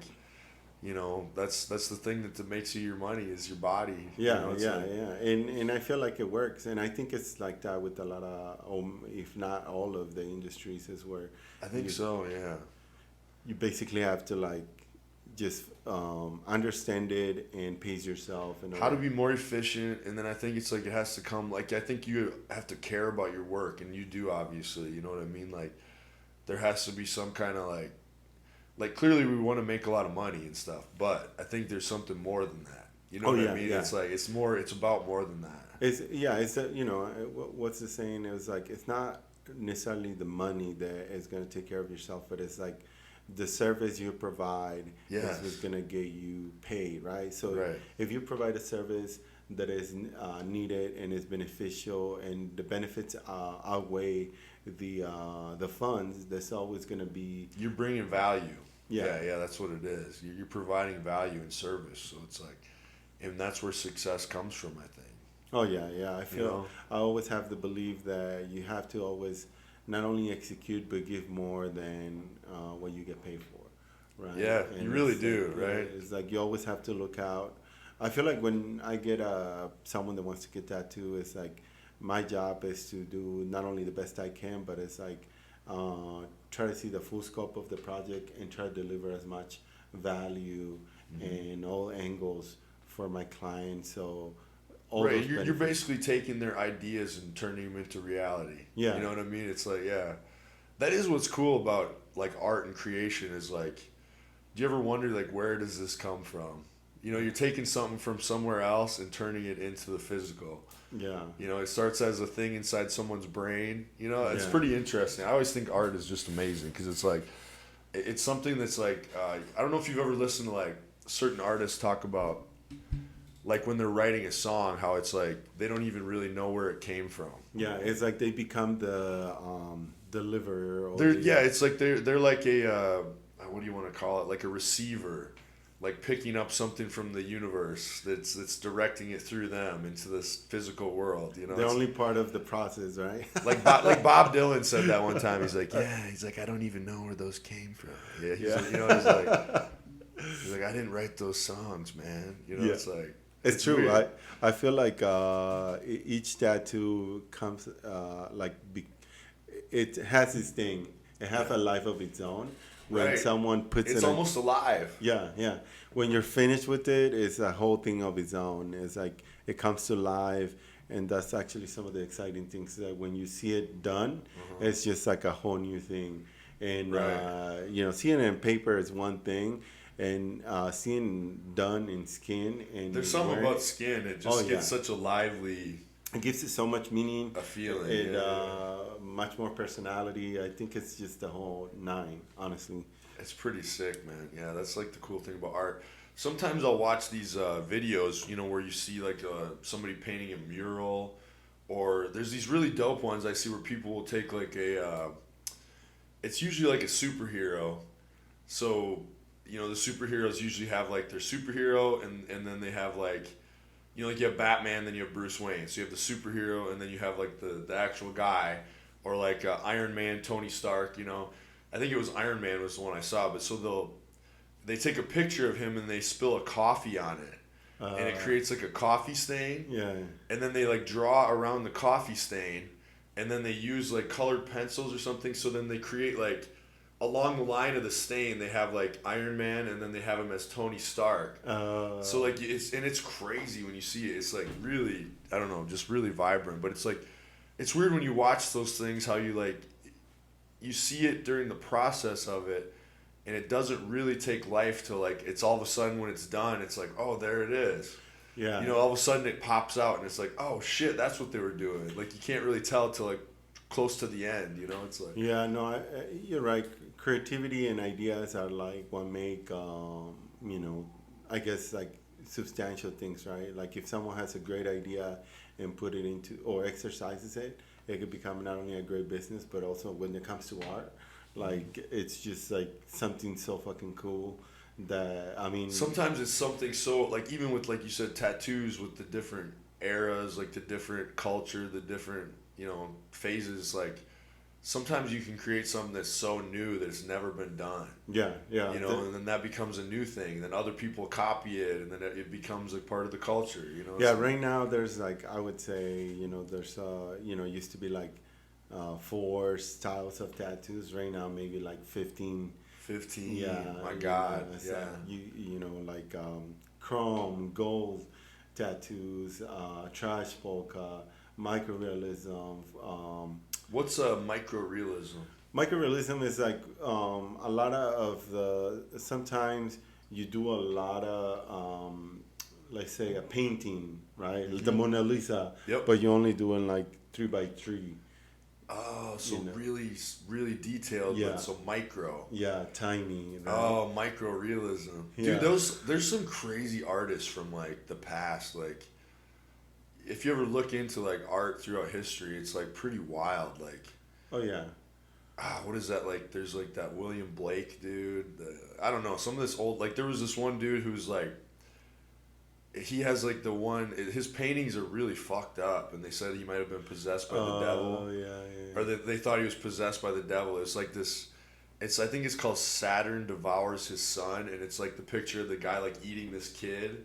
And it's like, it's crazy. And apparently he did all these paintings, and they're just really gruesome looking, I don't know, there's something about them, but like, I guess he did all these paintings, like, this is what the story is, like, he had this house, and he would just do them on the wall. And so then when they went to display them, they would cut them out of the wall. Wow. And like they said, this was the story, like, he would do them late at night, and he would have a candle on his head. What? So because it was so dark, he would put a candle on his head so he had light, and he would be painting these crazy, like, I don't know, dude. It's pretty wild. I get into some of this old art shit sometimes, and it's like, because I think art changes so much, throughout history. Oh yeah, I mean, And it's wild, dude. And then you kind of think of like, well, what era are we even in right now? well, you know? like let's say Leonardo da Vinci, like the fine line geometric, it's like power realism, power like sketch geometry. Oh, Da Vinci was amazing, dude. Yeah, yeah. Yeah, this is that painting. So it's just really fucking fucked up. I've seen it. Yeah, but I mean, it's like, and they said he was like, people thought he was possessed by the devil or something, and like, I mean, I can believe that. yeah, when you look at that shit, it's fucking creepy. It's like a horror movie, dude. Who is the dude? What's the artist's name? I gotta find it. Let me go back. Yeah, that looks fucking creepy, but It's so creepy, and he has like a series like that. Let's see. Oh, it's Goya. oh wow. Goya. I don't know what. Yeah, Goya. I think Goya was a Spanish painter. Yeah. I don't know. I get into some of that old art shit, but you know the thing is with all that, it's like that's the kind of stuff that people like start using in tattoo. Like they'll like go, you know, I don't know. It's like some stuff you might be tattooing might be like art that was popularized like thousands of years ago. Oh yeah. You know what yeah. I'm saying? Especially like I get into some of that like Japanese stuff too, with like the koi fish and the dragons and like the tigers and all that shit. Yeah, it's actually a lot of people would bring an old painting and they want a new rendering of a different stylization, and we just have to execute it, or sometimes just like exactly what it looks like. Yeah, there's a lot of biblical. A lot of biblical stuff too. I've seen that a lot lately. And some of those biblical ones, dude, they look like badass. Like a freaking epic movie or something, you know, like yeah, this is like the lead singer of this band Trivium, and he has all this like I think he's actually half Japanese. But so he's really into this kind of style, like I don't know, there is something cool about that. Like the colors, you know, it's like the reds, the greens, like yeah, Japanese dragons are cool, man. It's always been so popular. I mean, that's something that they used to probably do that. That's probably why, right? Like yeah. There's actually a Japanese guy who buys or pays people who have Japanese or any type of tattoo, but he has a few Japanese tattoos where he pays them ahead, and when they die, he collects their skin. He collects their skin for what? What does he do with it? He fucking collects them. Like collects skin. Yeah. How is that even legal? They sign off on it. Yeah, they sign off. It's for scientific But you know purposes. what? Did you ever saw that body? The body exhibit. Yeah. Dude, I was like, somebody was talking about that on a podcast recently, and I'm like, they had body suits. It's insane. Like, how does that even happen? They had Japanese body suits, and they had real human. I think there's a conspiracy that they're just killing people for that. You know, like, they're just like. I hope not, but yeah. I mean, I would like to go see that. I've heard it's insane. Like there's a couple places where they have those body museums, right? Yeah. And they'll literally like have a dissection of someone, like where you can see every little organ. Yeah, and stuff. and I got the chance to see a bunch of. Like they have pregnant. They'll have like people having sex, and like they'll have them split in half. Like I've heard it's insane. We should look that shit up. I've never seen it. It's some crazy shit they have. The body museum, but the body exhibit. But they do have a dude, and actually has come up a few times in social media, where he buys or pays people. For when they are dead, they basically dude, this is like donate or give their body to that. Yeah. I feel like this is just like serial killer stuff, dude. But legal somehow. It looks like Hannibal Lecter stuff. Oh yeah, but it's the human body, and it is like science in a sense, I guess. Yeah, like, it's some crazy stuff, dude. That is wild. Yeah. So where do they have these? I guess I've never. Well, I went to. They had it in Seattle once, didn't they? Yeah, they had it. They had it twice. I went to both of them, dude, and they haven't brought it back since. That's the cool thing is like you guys are in kind of a cool spot there, like in Seattle, so you get to kind of be around all the action. Yeah, downtown Seattle, I love it. It has brought a huge spectrum of tourist people from all over Europe, within the United States and South America. Right.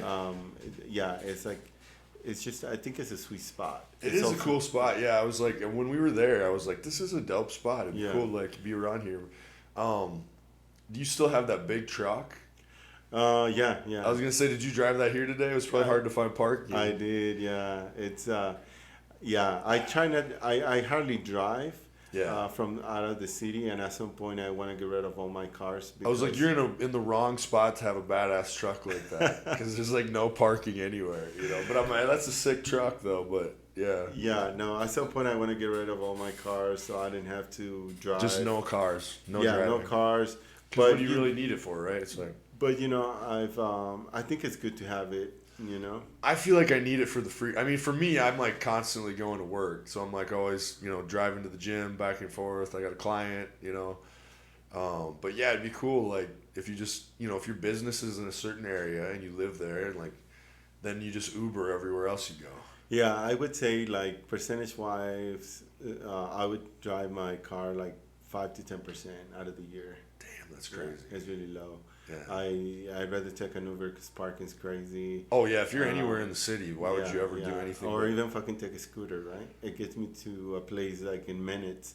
A little scooter? Do they have those just on the street? You can yeah. I actually been thinking about buying my own because it's like, you know, let's say like anywhere from $600 to $1,200, you get a dope ass scooter and it's gonna be there for years. Just don't get hit on that thing. Yeah, you gotta That's be the only careful. thing, Especially dude. in I've cities. seen some shit. Yeah.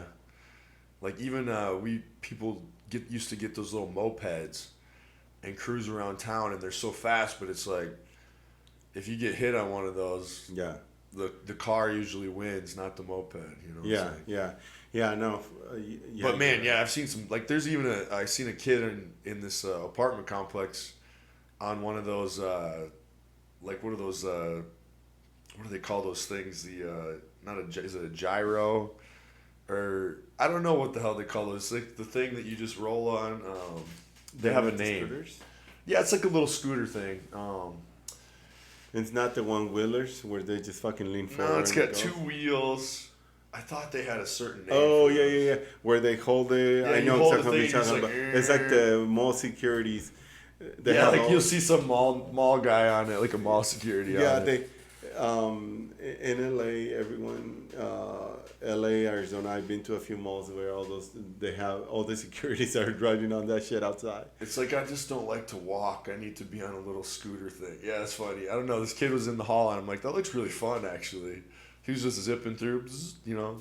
It took me a few years to start using the scooter, but it's quick, right? Yeah, it's super quick. You know, the shop is like 3-4 blocks from the Pike Place Market, and if I have limited time for my lunch, but I want to go from like 0 to 100 on like everything where it's happening. You wouldn't have time, but you do have time because of the scooter. Yeah, I'll just fucking jump on the scooter. It takes me 3 minutes to be in the market.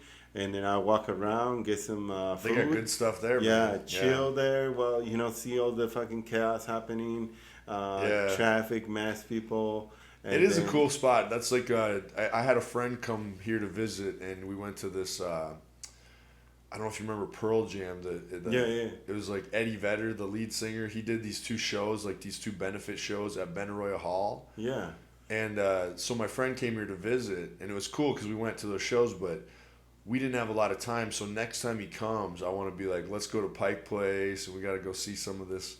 Because even me, like, I'm in this area, but I never go see anything. Because I'm just always, like, you know, grinding, on my grind, doing my shit. You know, it's like, I'd like to go out and visit, see some different things. The Waterfront, the whole new update on the city, I mean, they're continue updating, but they finish a huge chunk. And it's like super fucking cool because the light rail, or not only the light rail, but on some of this I've seen like spots that was covered with road work all of a sudden look beautiful. So whatever they're doing, it's actually working because it's cleaning up a lot of stuff. Like the aquarium area and the whole waterfront, they did a whole new area where you can sit down and enjoy your food and also see the water. It's like it has a beautiful view. Like you walk around the market and you go to that place where they just fix. There's a bunch of seating areas where you just buy your food, you eat, and that's where I go on my break. You know, it's just like, it's almost like I'm a fucking tourist. I think, sometimes we get so used to it here that we forget all the beauty. Oh, yeah. You know what I mean? Because we're just here all the time, and we're so. Because for me, I'm always so focused on what I'm doing, and it's like, oh, you need to slow down and look around sometimes and appreciate, like, oh, look at, there's the mountains right there. Like, Yeah, I get the chance to talk to a huge amount of people that come to downtown area, and they tell me like, hey, I've been wanting to come to Seattle and experience just like the area, and or even do some hiking. So I'm here for just a few days, and I get the chance to tattoo them, even if it's something small, medium-sized tattoo. Yeah. And it's interesting because like exactly like you say, if you're here in the city or Seattle, and you haven't like taking advantage of like all the tourist fucking landmarks and events. Sometimes it's like, I've tried to travel like 2 to 3 times a year outside in different cities. Sometimes I'm like, hey, we have it so good here in Seattle comparatively to other fucking cities, like hiking, scenery, views, fucking things to do, and like it's a cool spot. We forget it. It's cool. Yeah. It's like because you're here, So then when you're here, you can sort of focus on the negative stuff sometimes. Oh, like, yeah. There's so many people and the traffic, and that you just kind of forget. Oh, there's a bunch of positives too. It's cool. There's a lot of cool stuff too. Yeah, I love it here in Seattle. I think it's like, it has a lot of ups and downs, but in the end, it's something that I really like to be in the city. You like it here. Yeah, you like the city, huh? Yeah, I'm a city dude. You're I like a city to wear dude. Yes, sir. City dude with a huge truck. Yeah, exactly. That doesn't usually happen, but yeah, that works out for you. And also, it's like the all the scenery and hiking. Oh, it's beautiful, man. Yeah. I mean, shoot, you could do a water cab from the waterfront and be Alki Beach. Yeah. You can hop on the ferry and be in fucking like way out there in Bremerton. It's like, oh man, you just reminded me like we need to like go out more and do stuff. Oh yeah. Get out of the routine. Even like you said, like a guy that's like always working on this project or being ambitious. I want to, you just do a little bit of that stuff. I think it does like refresh your brain a little bit. Just get out of the rat race for just a minute or something. Yeah, I force myself to take my breaks. I fucking hop on a scooter and I'm there in the waterfront where everybody's taking a break, all the tourists. Yeah, it's beautiful. And you can feel the energy where they're just like chilling, right? I'm eating my sandwich or whatever and just looking out there at the beautiful view. And I'm like escaping the fucking rat race. Even like if I go down to the Kirkland waterfront once in a while, I can't remember what I was there the for. marina, yeah. Yeah, and I'll just like sit out there and you see like the ducks and stuff, and it's kind of like, there's some ducks and it's like peaceful. And, the marina is a good area. I actually during the pandemic, some of my friends invited me to do a routine for dancing. And I fucking went like twice, sometimes 3 times a week at the marina during the pandemic and the open park. Yep. And we practiced dancing. It was what was the style of dancing? We were doing like it was part salsa, part bachata. I have a friend who's like. Do you have to like wear a costume or? If you do perform, yes. And my friend's a professional performer and choreographer. And That's it's like, amazing. Hey, let's just get together and do a routine, and because it's got to be harder than it looks too. It is. I actually, I've, as a hobby, I've always loved doing like social dancing. Yeah. And I was like, hell yeah. Now, salsa dancing, like that's where you have the partner and you kind of spin her around and stuff. Partner. Sorry, I probably sound so dumb. I don't know much about it. It's partner dancing is they have so many different ones, right? From swing to like different types of swings, like. West Coast swing. You know who's really good at that? I had this friend, Charlie Votrebeck, this buddy of mine in college, and he was like a bull rider. You know, the kind where you like ride the fucking bulls like this. And then his wife, Jamie. So they were very kind of like, they were modern, but they were very like kind of old school country folk. You know what I'm saying? Like his family actually had a farm, and then her, I don't know, they, into like deer hunting and farming and very like, and so like, but they were like the best swing. Like I think that was like an old like Western thing too, like the swing dancing, like in a honky tonk type of bars. Because like, dude, I don't know, like I was at their wedding and stuff, and they would do this thing where he would like spin her and all this stuff, and I was like, that is crazy talent. And I imagine that's kind of what salsa is. Like. Yeah. I mean, all the social dancing and partner dancing, it has never gone out of style. It's always like. kind of like I feel like a lot of people have it as a hobby, and some people get really into it. And I been doing that since I was a kid, and I love it. It's like Well, I think it's another form of like passed down culture.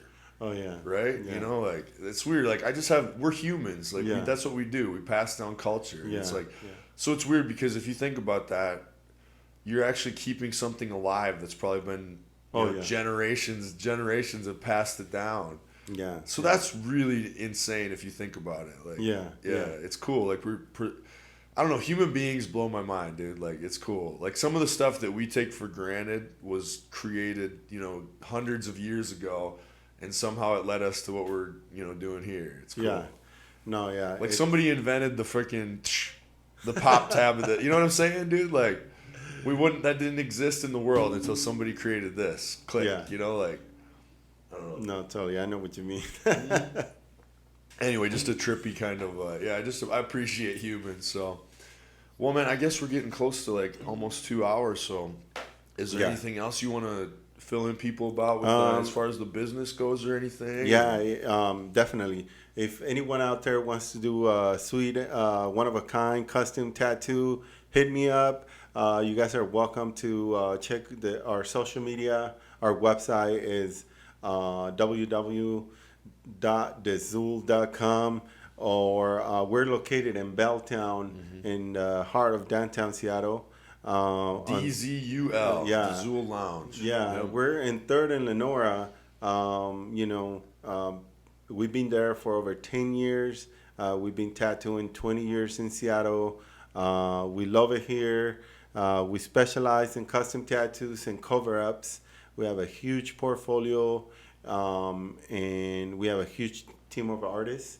And we do free consultations for anyone that has any questions, or want to just get the information in the process of how we work things out. We have a team of people that specialize in answering all the questions. You guys are welcome to send an email to info@dzul.com, or to even call. The number is 206-767-1163. But yeah, no, I have a lot of sweet pieces coming. Yes, sir. On track. So if you guys just check our social media, you guys can see we post daily the work that we do, and you guys can see some of the stuff that we've done.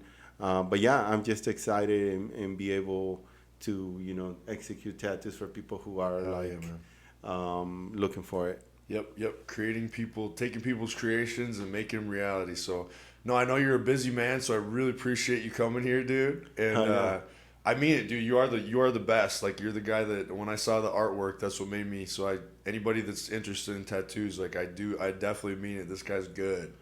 I think you're great at what you do. And someday I'm probably going to have hopefully 2 sleeves. So, hell yeah. Yeah, dude. All right, man.